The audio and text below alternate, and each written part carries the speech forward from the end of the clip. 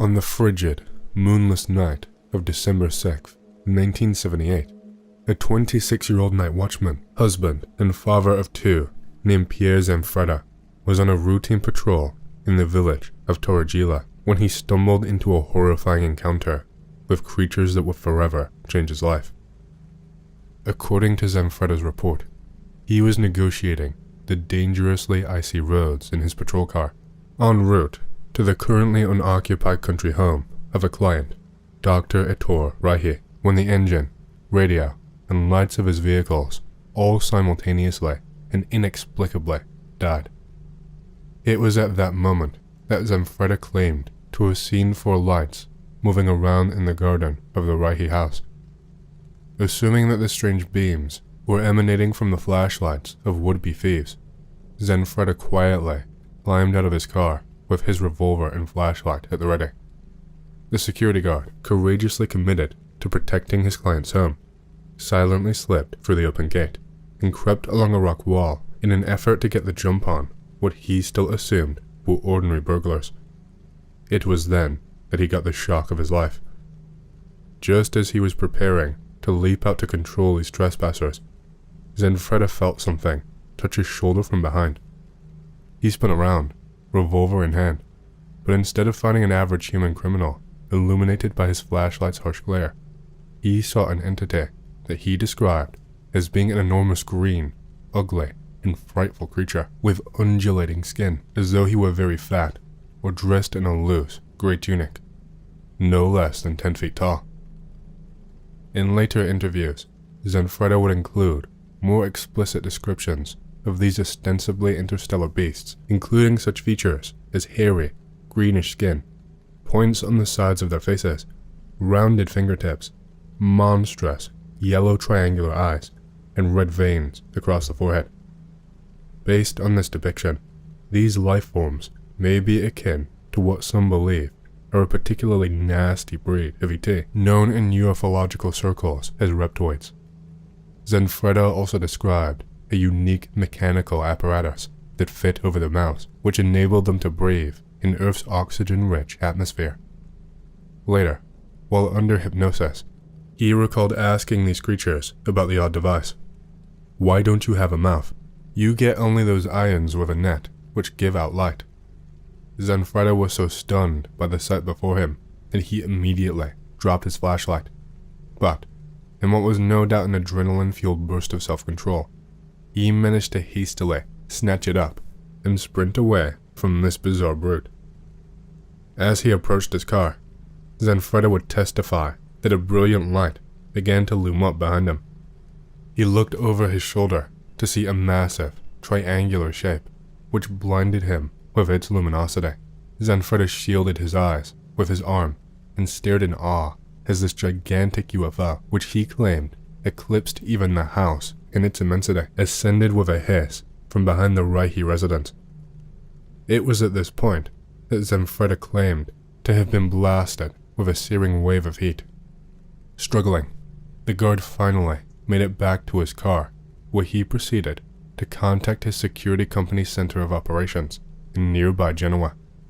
It was at precisely 12:15 a.m. when Carlo Taccolino, the security company's radio operator, testified that Zanfretta was speaking in a confused and agitated fashion.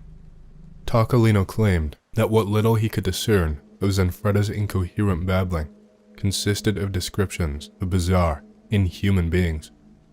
When Taccolino asked his comrade to describe who was assaulting him, Zanfretta's shocking response was, "No, they aren't men. They aren't men. My God, and they are ugly." At that point, the communications were abruptly broken off, and Taccolino called the chief of the security service, Lieutenant Giovanni Casiba. Casiba, certainly concerned with both the welfare of his man and his client's property, sent out another patrol to check on Zanfretta without delay. Due to the treacherous conditions, the second patrol did not reach the site until approximately 1 hour later. It was about 1:15 in the morning when the two night watchmen, Walter Loria and Raimondo Maschia, discovered Zanfretta lying prone on the frozen ground in front of the Raihi house. When Zanfretta saw the approaching guards, he he leapt to his feet, eyes bulging with fear, pistol and flashlight both aimed at his comrades. Gloria and Maskia both attested that the usually timid and lucid family man was irrational and did not appear to recognize them, nor did he seem to comprehend their urgent requests for him to lower his weapon. The guards, fearing for their own welfare, rushed Zanfretta and fortunately managed to disarm him before there were any unintentional casualties. The pair later testified that they were shocked to discover how warm his clothes were, despite the fact that he had apparently been laying on the frozen ground for the last hour. This event was so disturbing that the Italian military police were immediately dispatched to the area in order to investigate. The very same night, they found 2 distinct marks in the frost-smothered grass behind the country home.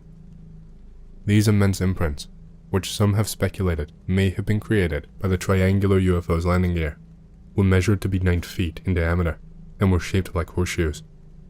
The commandant of the Torriglia station, Antonio Nucci, who had known Zanfretta for many years, stated unequivocally that he believed in the veracity of the guard's frankly extraordinary testimony.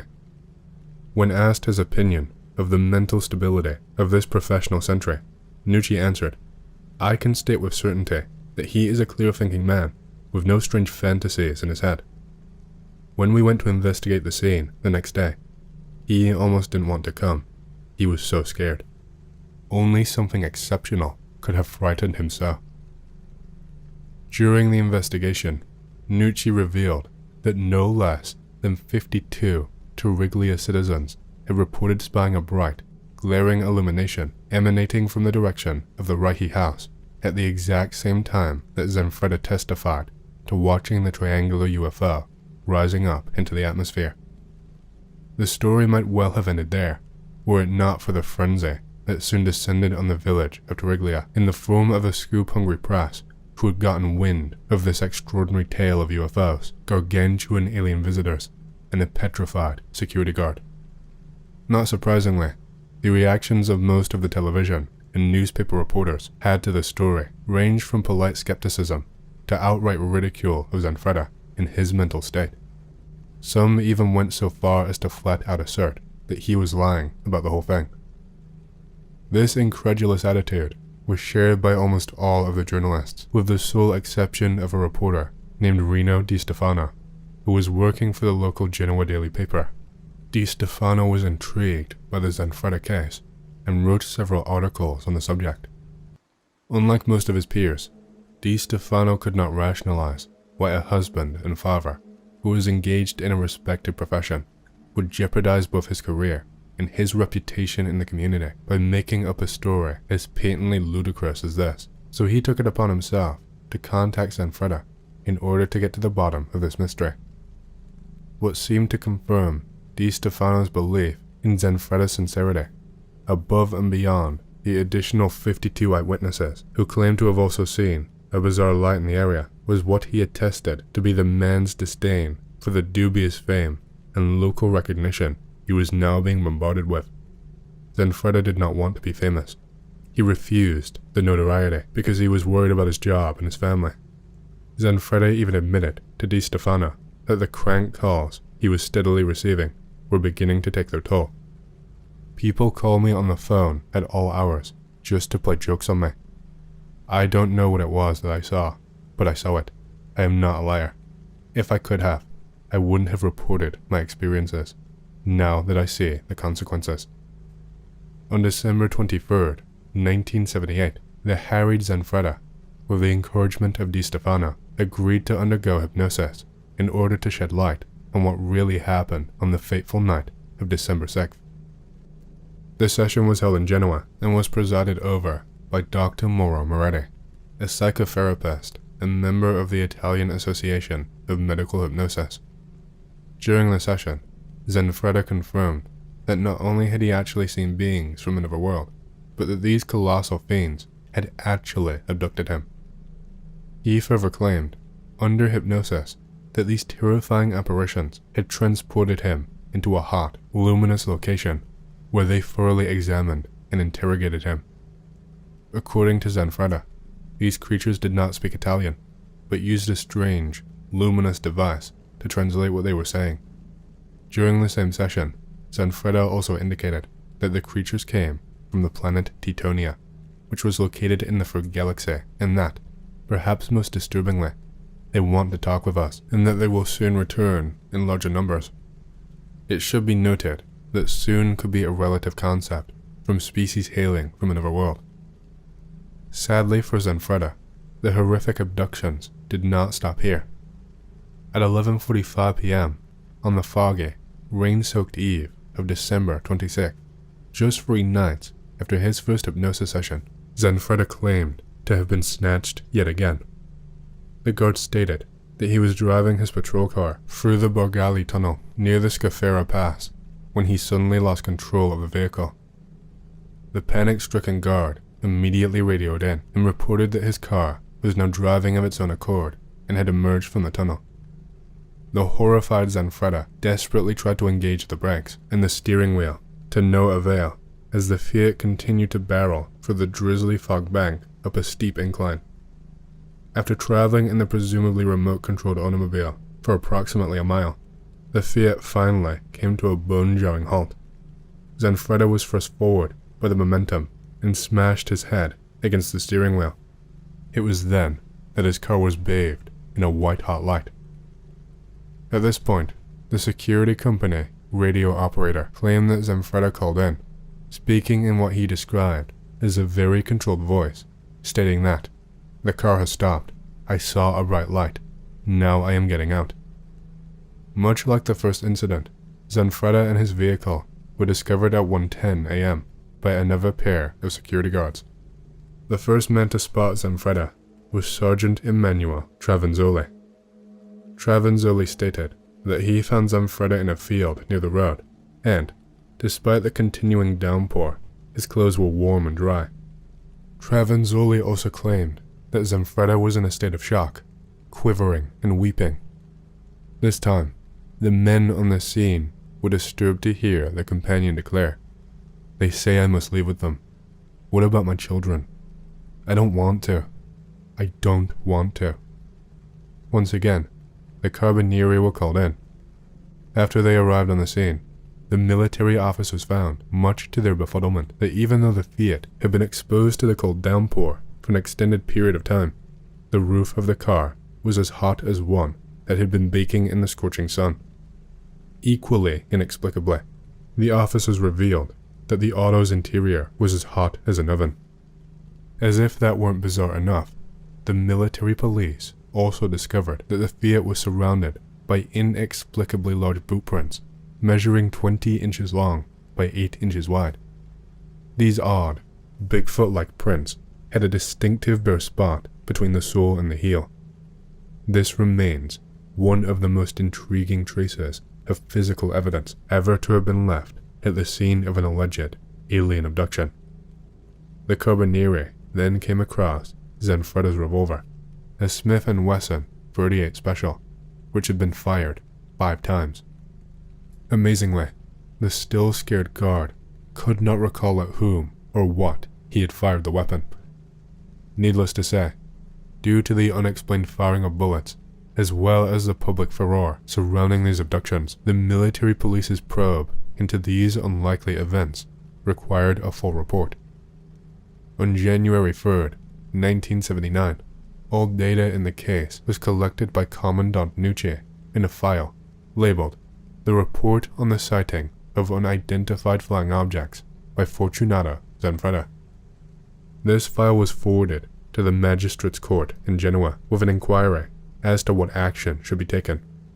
Finally, after the buck had been passed numerous times, the report was delivered to Magistrate Russo, who, a year later, on January 11th, 1980, certified that it could be filed away with the declaration of no crime committed. The Carabinieri also informed the Italian Department of Interior and other military commands of the incident by 2 telexes sent respectively on December 8th and 28th of 1978. The Carabinieri defined the degree of reliability that these bizarre events actually occurred as good. This concern on the part of the Carabinieri might not seem so far-fetched, when one considers the fact that in December of 1978, there were so many UFO sightings across Italy that Falco Acame, a former member of the Italian parliament, asked both Italy's premier Giulio Andreotti and Minister of Defense Attila Ruffini to inform the Italian Congress about their opinion concerning the nature of recent UFO sightings and what threats they may pose to the citizens of Italy.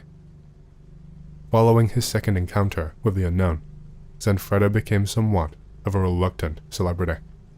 His employers, concerned about all the publicity, as well as the mental health of their armed employee, asked prominent neurologist Dr. Giorgio Gianlotti to examine Zanfretta. His diagnosis was, the man is in a state of shock, but he is perfectly sane. Dr. Gianlotti's conclusions helped to improve the credibility of this once unknown working-class man, but the naysayers were starting to make life a living hell for Zanfretta and his family. It was then that Zanfretta agreed to undergo hypnosis under the supervision of Dr. Moretti yet again, and this time he consented to allow it to be televised in an effort to prove he was not insane. During this interview, Zanfretta recalled being stripped and forced by the abductors to wear a strange helmet, which enabled him to understand their language, but caused him tremendous pain. He also remembered one of the aliens taking his gun and firing the bullets into a panel, in what one can only assume was an effort to see if human weapons had the capability of harming them. Zanfretta then expressed fear over the fact that he may be required to leave his home and family behind.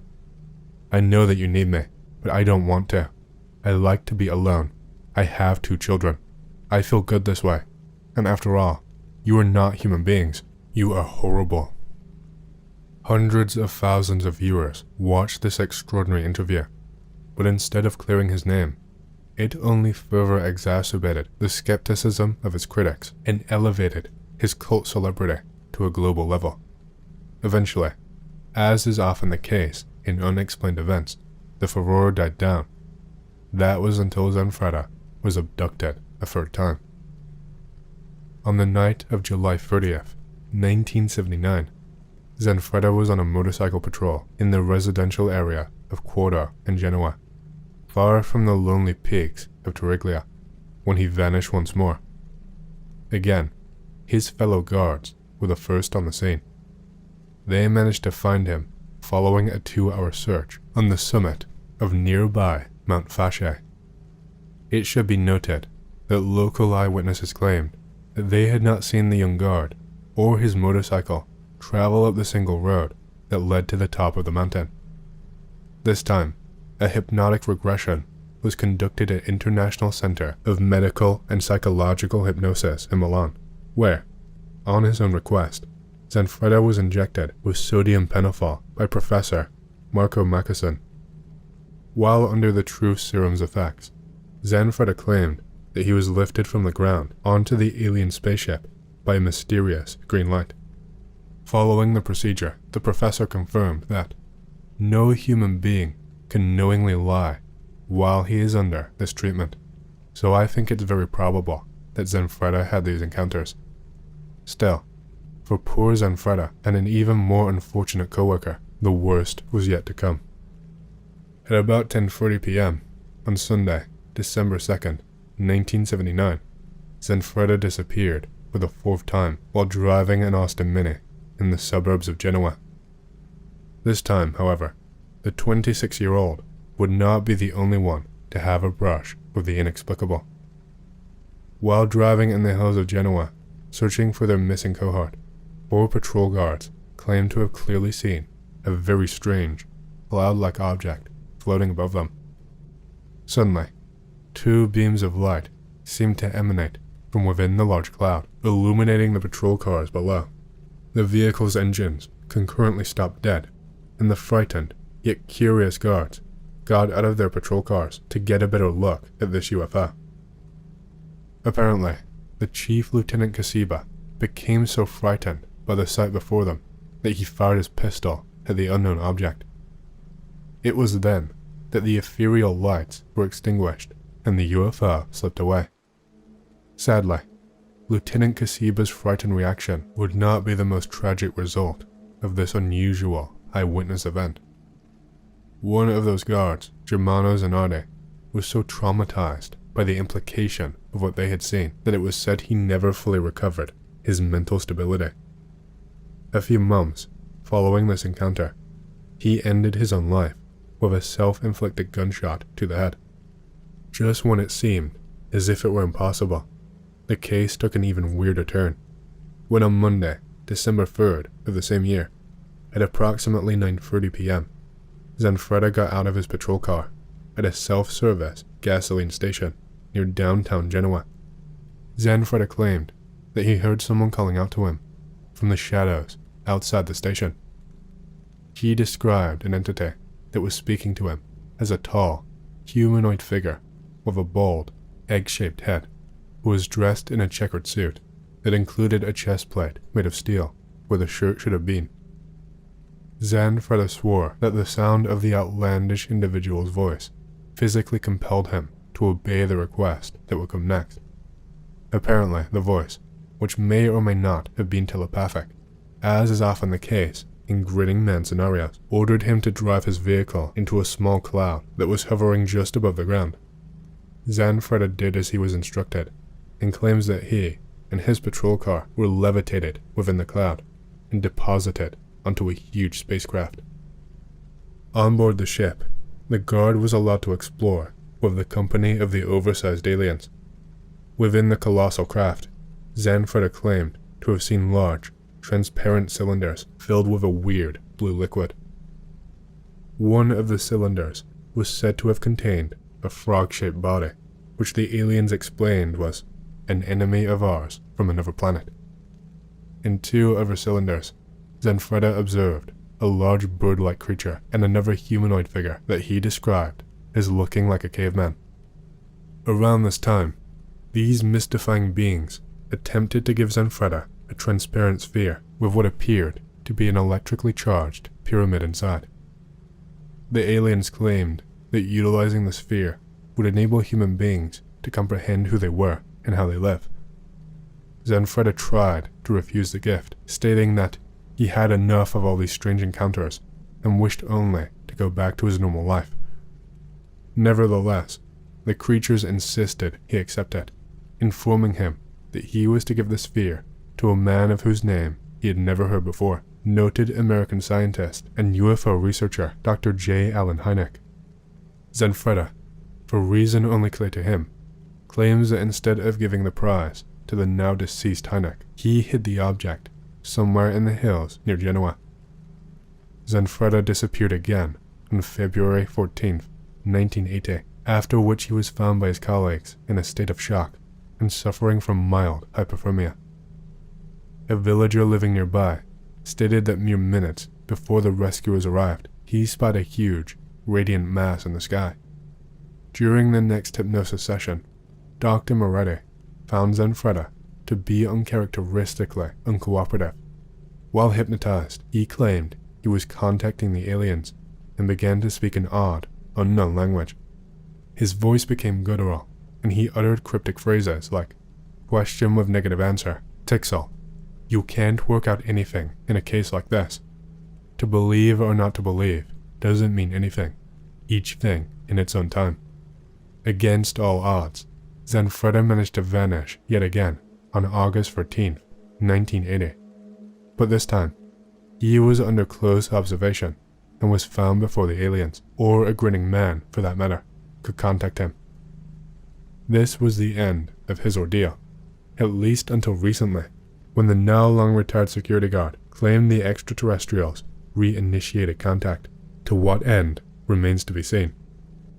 In 1984, Rino Di Stefano wrote a book about these enigmatic events entitled The Zanfretta Case, which details the harrowing events that took place between 1978 and 1980.